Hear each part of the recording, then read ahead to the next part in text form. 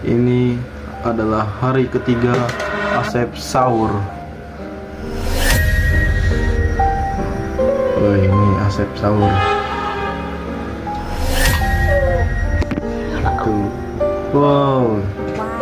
Bagaimana puasanya? Biasa aja. Ini majuan? Biasa aja. Oh, biasa aja. Tadi sahur pakai apa? Telur. Telur apa emang? Super. Oh, telur mulu. Biarin. Hari pertama telur dadar, hari kedua telur dadar, hari ketiga telur ceplok, besok telur apa? Telur cincang.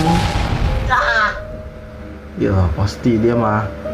Dan Asep katanya mau bilang Asep gak bakal ngabuburit selama puasa katanya. Deal-dealan tuh, udah deal tuh, nggak usah ngabuburit karena dia apa? Gak punya duit. Oke.